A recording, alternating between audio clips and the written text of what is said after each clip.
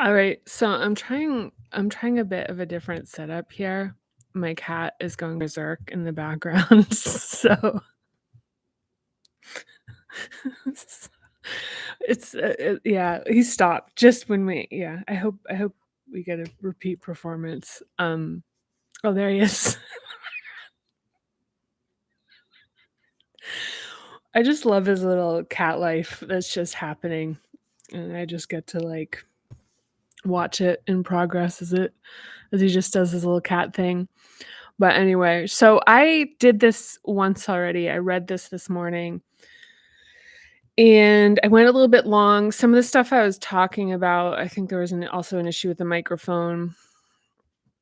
I wanna kind of okay, mess around with this a little bit. I hope it's working right now, and also I went a little bit long. One of the something right now, with reading this as a reader right now, um kind of from a different vantage point that I'd been in the book. As I've said before, this is my first time reading it as a physical book. That things are coming up. And so I'm going through my own cycle with doing this process again. Um, but this time as it relates to Parinama itself and my relationship with it. So as we're getting into social identity here, I really want to turn this into, let's see, I'm gonna tap into what I wanna talk about here. I'm actually gonna start reading. We're gonna talk about what comes up as I get going. But I'm kinda trying a little bit of a different setup here. As you like, maybe you notice that the camera's a little bit lower and you can see the microphone. We'll see. We're gonna try some stuff out. So this section, if I get through it, we can get through it in one part. I think we can do it. And this is the initial development of the fourth hub. And so I actually have my little picture that's always here of fourth hub Katie, kindergarten age. And one of the things in this process that I highly recommend, and we'll talk a little bit, likely talk a little bit about this when we get through this, is really reconnecting with this age person of yourself. And like central to Parinama is reconnecting with your inherent innocence, and that we adapt to protect ourselves, to survive, and to carry on. And so these adaptations can become ferocious and protective, hyper vigilant and watchful. They can mute the aliveness of how we feel. They can shrink our relationship with our power so that we aren't as visible and therefore don't put ourselves at risk of being a target. I mean, listen, look, the list goes on. We've been reading for a year now. You have some idea about how expansive this is. But at the heart of it, and if you have done the Parinama for beginners, those replays are now private, and the next class will be starting. I'm going to figure that out. Possibly towards the end of August, and I'm going to be looking to do live classes on a different platform. The first run was with YouTube, but we're going to do something that is a little bit more protected on a platform that requires like a sign-in and a level of commitment. And the next one will be free after that. It's going to shift. That's going to shift as well. So, okay. So I'm going to read. And let me just think before I get going. Yeah. Connect to your little you and you're in the innocence of it. Oh yeah, because the Parinama for beginners. In week 2, what we cover is we look back to like the needs that we have that start from very early, like before memory, and how the hunger for those needs kind of like layers build to make the initial hunger become sort of abstracted. The needs that we have to feel safe and protected, to feel cherished, to feel seen, be delighted in, like, but those needs, when they're not met, they are at the core of our hunger, and so we pacify them, which is just a natural thing to do.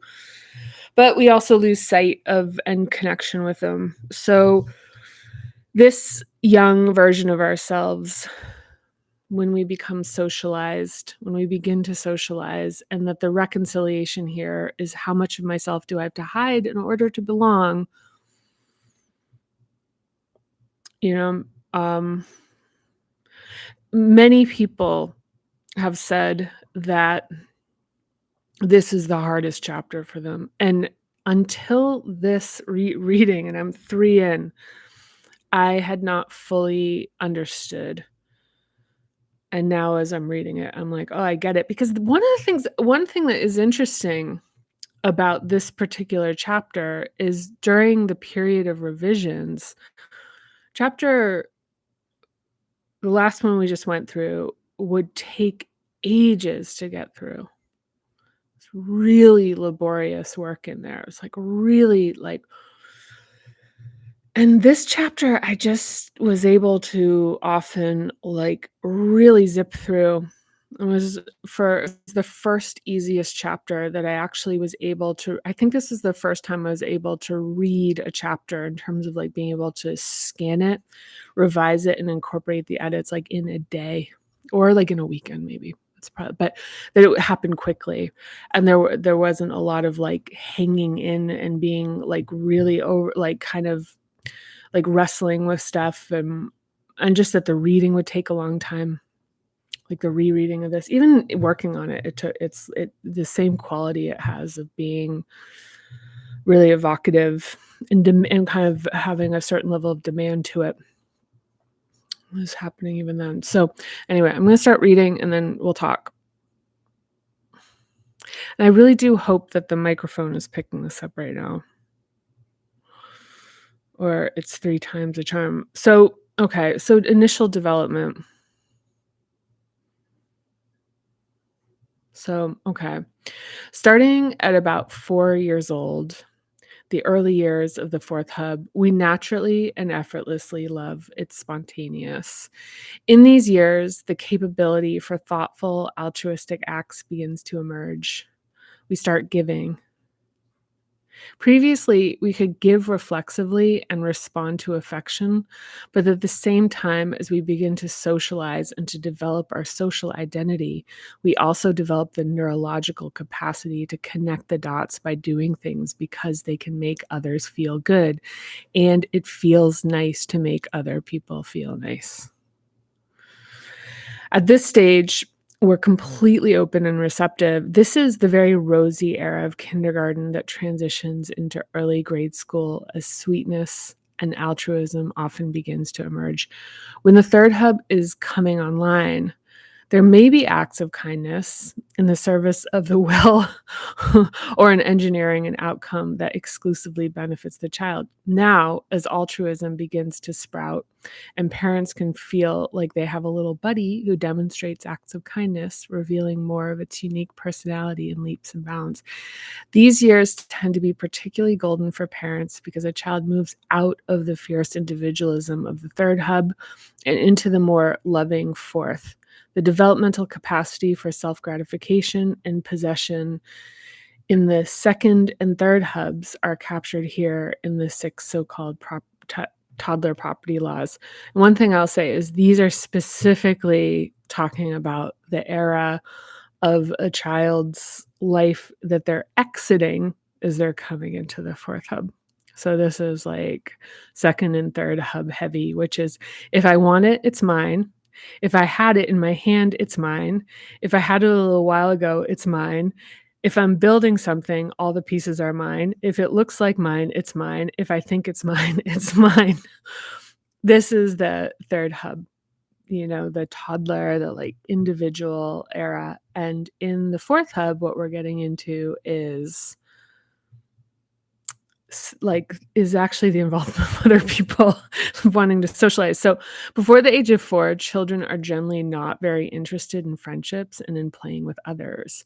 Their playing style tends to be in the form of so-called parallel play. They're in the same area as other children, doing different things. But in early 4th hub development, connection and contribution begin to spark interest, and peer relationships emerge. Sometimes the desire to learn effective socialization involves practice through creating imaginary friends for sorting out their experiences with other children. We often idealize early childhood as simple, but at this age, children are navigating new and complicated dynamics all the time. And to further this notion in here of coming out of the 3rd hub, coming out of the 2nd hub, it's like each hub is a foundation that the next one can be built on. And whatever, and certain aspects of like destabilization or even underdevelopment in the preceding hub are going to impact how the next hub plays out. And so I talked about this when I read this the first time. I was at an event this weekend that had a lot of children, a lot of parents and their kids, and very diverse group of families. And so you had siblings, and the parents, and then, sort of extended family were there too, from, all, like, honestly, all ethnicities, all seemingly like, very, very wide. And it was really interesting to sit and watch the dynamics playing out, because one of the things that doesn't get highlighted a lot in this book is the impact of siblings, and also very specifically addressing that, and I'm gonna speak to the 3rd hub, the last, chapter that we did, which is that when parents do not have their own sense of power and individuality and self-respect and autonomy established within themselves, their children, when they're going through the developmentally appropriate stage of establishing their autonomy, establishing their power, establishing their individuality, what you'll see is parents who actually get into power struggles because they're activated by their child behaving in a way that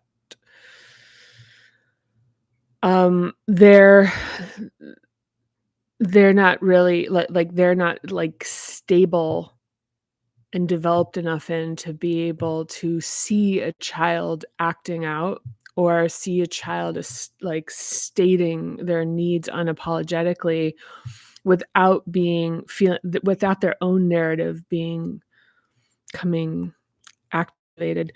Whereas like a parent with a very strong sense of self, sense of their own personal power, can hold the space for somebody else who's exhibiting their personal power, is not gonna be activated by it. It's not gonna be upsetting, and very specifically their children. And I'm not saying these parents are intentionally doing this. In fact, I think it's probably one of the great heartbreaks of life, is to be acting out of adaptations with your children.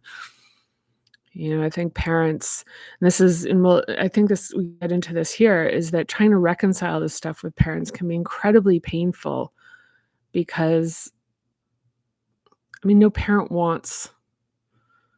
intends to be no parent is, or, very, like, I don't know, I'm gonna say none. I'm gonna be absolute here.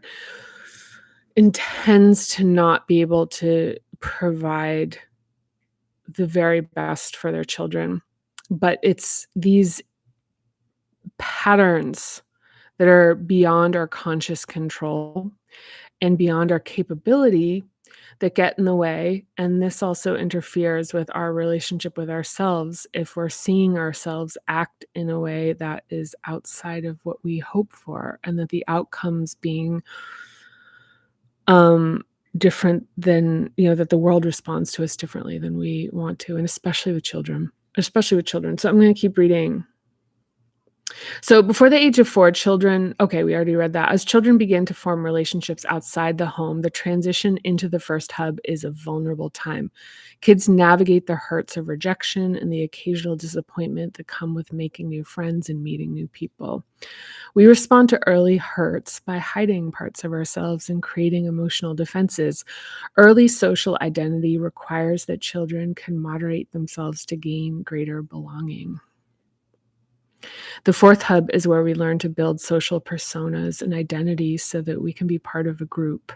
It's also where we experience the heartache of grief, which can become a shadow in this hub as a protective holding pattern, avoiding the pain of loss by cutting connections and blocking the vulnerability of love.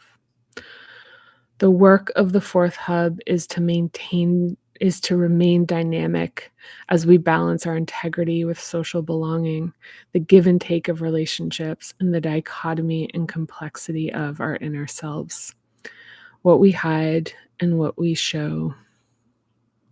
Kids operate with limited perspective and context at this age. Being teased and laughed at by other children feels devastating, so they may internalize the feelings, believing there's something they need to change about themselves. If other kids teased us about the clothing our parents, my little setup here where I'm not holding the book, feels good. So we'll see if it works. Picked out for us. Perhaps we felt the bind of frustration towards our parents for embarrassing us while we are harboring a loving protectiveness towards them. This creates a conflict that children cannot effectively navigate, so they learn to conceal to restore peace, moving the conflict inward. In the service of harmony, they may hide pain, sadness, and even so-called weirdness. To the best of their ability, children will shape their personality into one that receives favor from others.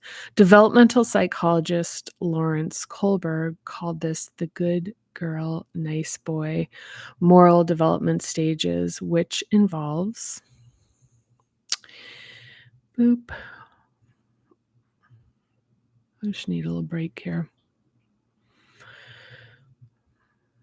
So this good girl, nice boy moral development stage is that's fourth hub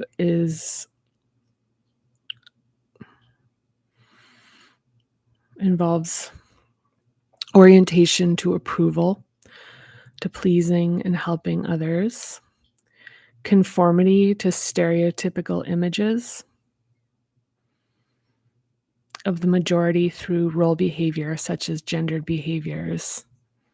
I like gloves too. I don't have any gloves. Sorry, Sam.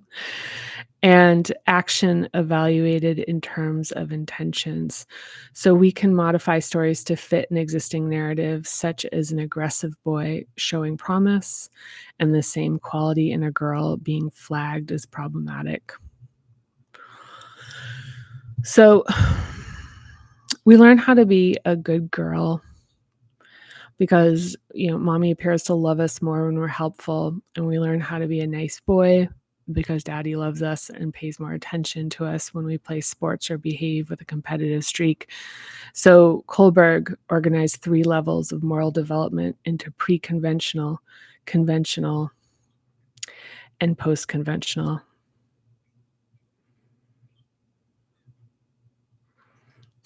Okay, sorry, Sam. Just bare hands, Sam. That's all we got today.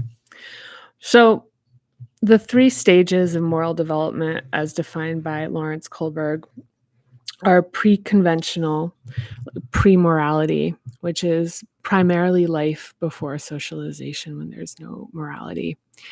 And then conventional and role conformity is early socialization of childhood. There's prescribed social morality that is accepted as fact. And then post-conventional, self-accepted moral principles. And this is only like 10% of people. This was something, you can Google it under Lawrence Kohlberg moral development stages, for what the percentage is. This was one thing when I was writing that I was like I remember being like, "Oh God." But it doesn't matter, like, because this is what this book is about, is this book is post-conventional, is that we don't need a majority. We just need a passionate and like, committed group of people that are committed to this introspection and this transformation. So this is where there's conscious evaluation and auditing of the self and of the impacts of socialization, culture, and early family life. So love acts through compassion and encouragement. Children raised with excessive judgment and punishment tied to conditional love and attention can have trouble with understanding connection with others. Being spanked, yelled at, or hurt in any way while being told it's done out of love will scramble important signals. This can initiate a search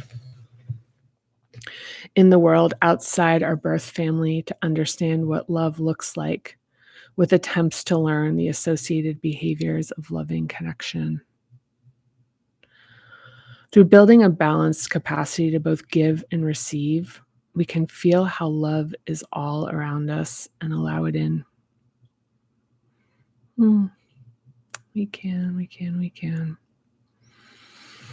Just gonna take a little break, give a little bell.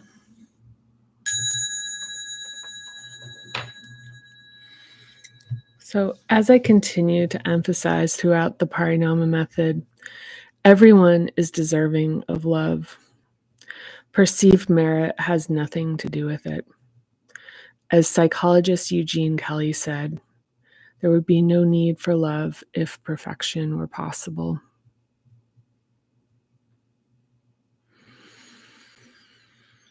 So, this is where there's just tremendous nuance, which is, probably why post-conventional evaluation is,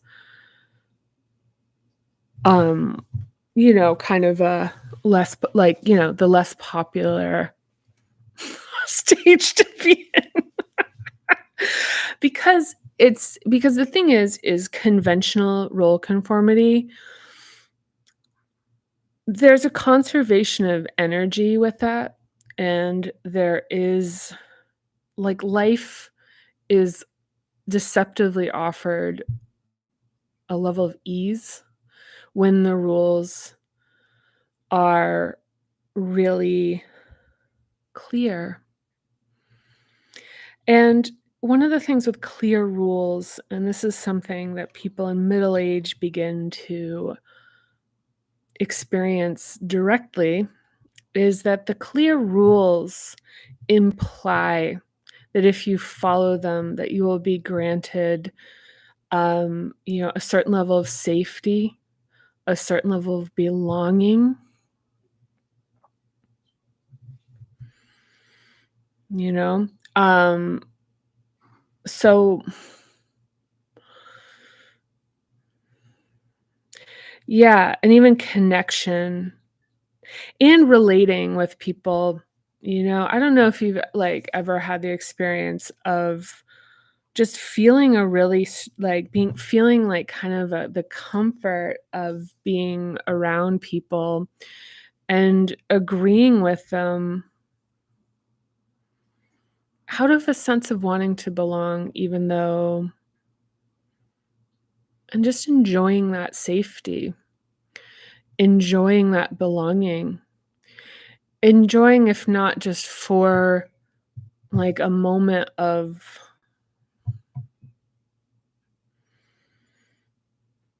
period of time, or whatever. I mean, it's out of integrity, maybe, but that sense of being like in the in group, right? And so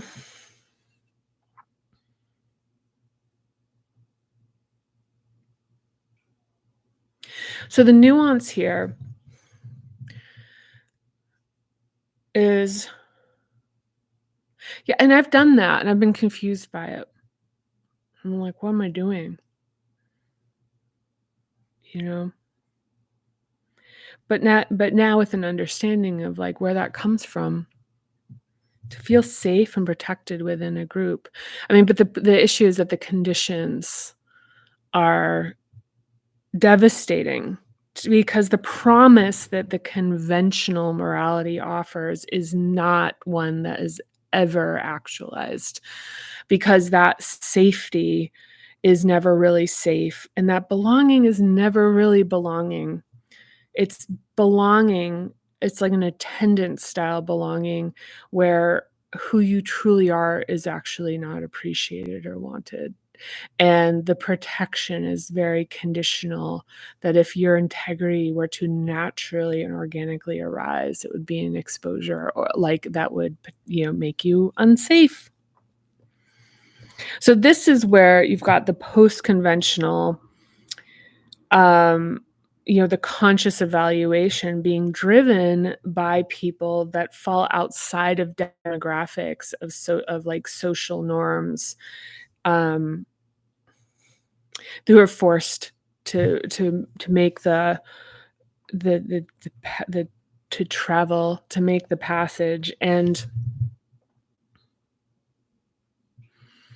the social norms are formed ultimately by those of us who are in post-conventional, who are expanding and changing and shaping.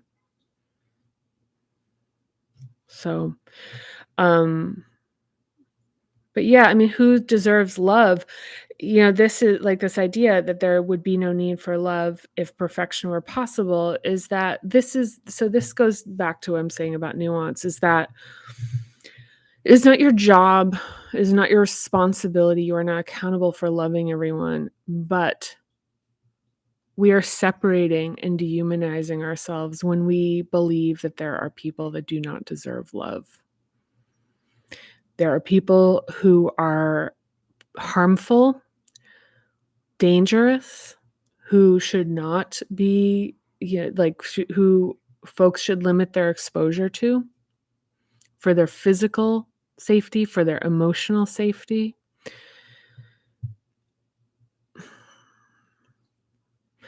The idea of being the person that believes that, it's like you walk around, you're just sort of blessing everybody with no boundaries, I mean, some of that is sort of megalomania, the idea that's like it's in you to be this person who, loves everyone. Also, it's a statement to like how safe you actually feel in the world, which is very likely social and socioeconomic. That notion can even be something that feels like, unless you've done deep work here, by the way, then it is possible, but that's not where I'm directing this at yet. But yeah, to dehumanize ourselves by believing that there are human beings that are absolutely unworthy of redemption, where we are on the same spectrum as every single human being. And the danger when we project out into the world that there are people that are actually unworthy and are so despicable and so harmful and so damaged that they're actually just garbage people, or they're soulless, or they're, should just be taken out and shot, put on an island, killed, like even the bloodlust that we have in movies where like someone is like, there are things that can be mentally manipulated to make us like hungering for that person's death, and that's playing to this kind of thing. But we put ourselves in that spectrum of deservingness, and then that begins to develop a fear of like, what if I become one of the bad people? Because it's like bad people, good people, when neither of these things actually really exist. People do bad things. People do so many bad things. There are people that do so many bad things. It's literally not our job to reconcile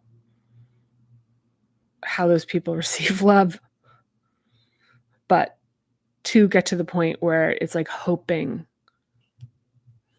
that they don't get it is really a hope for a world that is an increasingly terrifying place to live in. So, okay. So in the early years of here, that's we'll do it. Bing. Okay. So in the early years of fourth hub development and into the fifth hub, the capacity for language is accelerating as children express new observations almost every day. At this out of the mouth of babe stage, children speak their truth without awareness of stigma or social consequences. The reactions of others are an education for them that supports the formation of social masks, aka personas. Knowing what is appropriate and safe to say is learned through approval and rejection. In kindergarten and early grade school, a child begins to play different roles for different people. With friends, there may be explorations and conversations that are different from those held with parents and or teachers, also with siblings. Different types of conversations. Navigating our social environment involves playing roles by amplifying some qualities and suppressing others. A little boy who likes to play dress up and or play with dolls may engage in this play at a friend's house but not at home where it's criticized. But a child's nature is arising spontaneously, and if family, social, or cultural standards crowd out too much of this natural expression, a child might either develop the shrinking response of low energy and sadness or the inflated response of overbearing behavior. The distress of concealing our true nature comes from sensing we cannot be loved for who we feel ourselves to be. The capacity for language is developing, but the more advanced skills of expression begin in the fifth hub. Therapist Pete Walker suggests in the Tao of Fully Feeling that nervousness or anxiety about public speaking may be a subconscious reflex resulting from the shock to the system of early shaming and punishment for speaking openly without knowing the social stigmas and of what can and cannot be discussed. So, one thing I did notice in this, especially after watching siblings interacting with kids this weekend, is how little of an emphasis in key parts of this book, this exploration, incorporate siblings. There's a bit, I think, it's a little bit, but, and also it would seem like I'm an only child. I'm not an only child. And in my own process with this, I'd spent a lot of time exploring my own personal experience with my siblings, quite a bit, actually. So, yeah, I mean, it was interesting, this weekend watching how much siblings impact and how siblings relate to, like, even watching a sibling navigating their relationship with their parent, and then in some ways even like passing down some of the dynamics to the kid, and how their behavior with or the younger sibling, even how their behavior with the younger sibling would shift when the parent was away, and then the parent comes back, and they get some bad behavior when the parents were away in some cases. So, okay. So our parents are our first teachers, and regardless of their parenting capacity, are godlike to us. As adults, when we bring illuminating curiosity to this hub, sometimes sad and confusing feelings, thoughts, and memories can come up. It's understandable to seek reconciliation with our parents and people from our past, but expectations can cause a lot of hurt for everyone involved. Keep in mind that it's entirely within your power to build and restore your ability to connect and to love without a requirement of explanations and apologies from the people who hurt you. Everything you need to receive and to express love is within you, and I discuss tools to unlock greater capacity below. Yes. So the fourth hub is the in-between point for the physicality of lower hubs and the metaphysicality of upper hubs. The 13th century poet Rumi wrote, "The angel is free because of his knowledge, the beast because of his ignorance. Between the two remains the Son of Man to struggle." That is us, sons and daughters, and humans. So the programming of the first three hubs remains behind what Carl Jung called the locked door, the subconscious and unconscious. The early development of the fourth hub is when conscious episodic memory begins. This is a very important inflection point to underscore. We began to remember things when our life was already in progress, and important programming about trust, emotions, and power had already been set in motion. Because the first three hubs are subconscious and primarily preverbal, they're best explored and uncovered through somatic practice. So, in the fourth hub, children begin to form conscious episodic memories that they will be able to recall as adults. Episodic memory involves the hippocampus, a part of the brain found in the temporal lobe, which is not fully developed at birth. In an interview with Parents Magazine, cognitive neuroscience of memory expert Rachel Elward says, "The hippocampus should be ready at about the age of 4, and this is usually when children start remembering things consistently. The older a child gets, the more stable their memories become.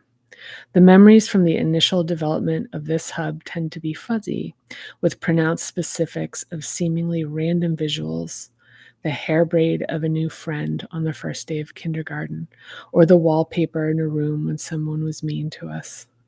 Later in the sixth hub, children can get more specific and focused about what they remember."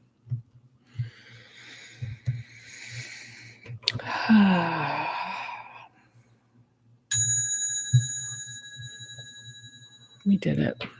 We did it. We did it. Yeah.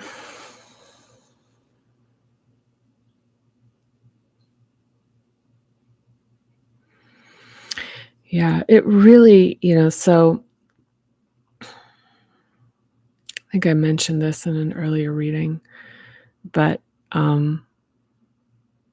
someone had said, they were just kind of, it was like going down a slide, enjoying the ride for the first, second, and third hub. And then the fourth hub all of a sudden was like sandpaper on their ass. And it's not, and people have expressed that about reading this book, that it's like at this halfway point where we get into the fourth hub that it becomes challenging.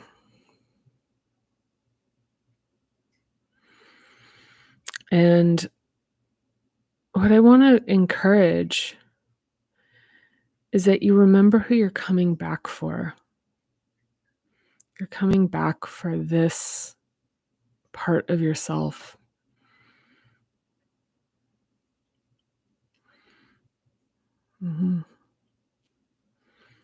You're coming back to provide a clarity and a comfort for this part of yourself.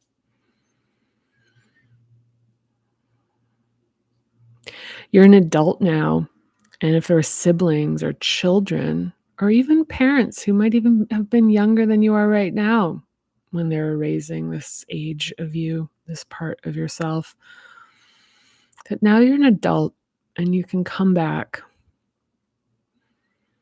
and you can provide a gentle, kind, firm authority, correctiveness about the innocence of this child. Understand what a random selection, hodgepodge of kids are like your early socialization. and the role is, like, uncurated. I mean, it's, maybe school and cousins and stuff, but, I mean, honestly, that, like, low you're not curating. Um, what is caused by this? I remember once I did some early childhood development. I'd considered being a teacher when I was in college, and I taught swimming lessons. I was, like, a lifeguard for kindergarten kids, and I remember I was just shocked when I watched how I mean, this is 25 years ago, and I remember that was, for me, an awakening because it reminded me of my own experience of, like, how kids are teaching each other things and, like, how absolutely limited their context is. I remember there was, like, one kid at one point that I figured out was, like, obviously being exposed to inappropriate content at home, was kind of, like, acting that out and expressing it with the other kids. And that and that just, like, for me, seeing that and, of course, like, kind of, like, doing what you do with which is redirecting that with kids, is that early on it's interesting, I hadn't remembered this until right now, that was this real connection to ultimately this, was seeing that and being like, "Oh my gosh, a lot of how I was shaped was from this." It's just this innocent. You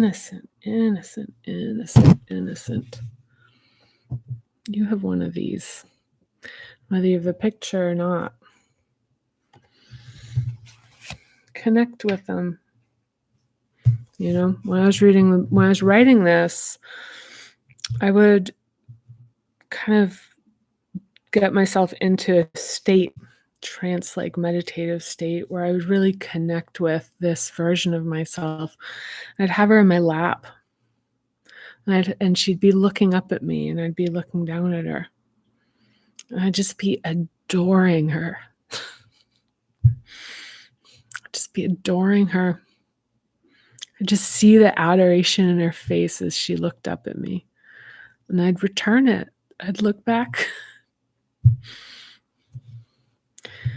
you know. And this is the hub for crying. In the techniques and exercises, we do a somatic release with crying. And the more that we could do, so crying, another thing that gets socialized into like a tiny little box isn't tears. Crying is literally a full like an absolute full release. It's vocalized. So sobbing, making sounds, like the heaving of the chest, like activating this. So you're actually moving grief out. Even like like slapping or just releasing through the hands or maybe stomping with the feet. And so that was, so as far as just really being able to open that channel to be able to release tears is like, for a while I'd just cry for long periods of time and then eventually the backlog gets cleared out and now it's just, I can kind of roll through one. It's, I have this deep love for that. Oh, so sweet. So sweet. Yeah. So, okay. So I think that's it for now. And thank you if you have watched this. I absolutely love you so much. I'm so happy for you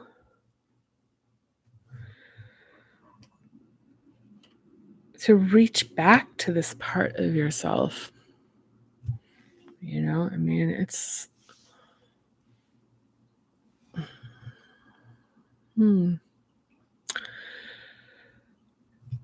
And this is the post-conventional work, and if it does feel discouraging that, for some folks have told me it's like, "Oh my gosh, why isn't anyone else thinking about this stuff?" And I will tell you they are. This is another thing about socialization is that it's like part of what we do by interacting with this, by sharing it, Parinama is there are people from all walks of life all over the world right now who are interacting with this book, reading it, working with me. Um, and part of the next step is about creating community and connection, if not just to know that this is an important thing that we're activating, we're accessing and activating this, for our own lived experience. For that alone, for life to feel good, for life to feel good, and even for the bad part of life, to be able to have a relationship with that's not like dissociative, that's not like panicked. There's just bad feelings can be sort of lived through and experienced and seen and even approached with curiosity, and we can grow the capacity for that. Yeah. Yeah, if that alone is really enough. The thing about finding purpose, your purpose is ultimately to be fully alive. Because back to the lighthouse. You shine, you shine, you shine, you change the world. People that you interact with are changed just by interacting with you, by you representing a possibility for existence. That changes the world. People go, "What is it? What is this thing you have? I can't explain it. What is it? What is it?" Everything changes. Transform everything.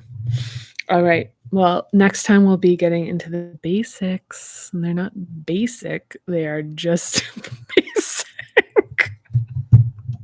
They're foundations. And yes, the word basic was pejorative at the writing of the book. So come on, we'll pass through basic. We'll pass through basic as a slang term. It'll persist. Anyhow, sending you lots of love, and I can't wait to see you next time. Thank you so much for being here. I love you. Bye.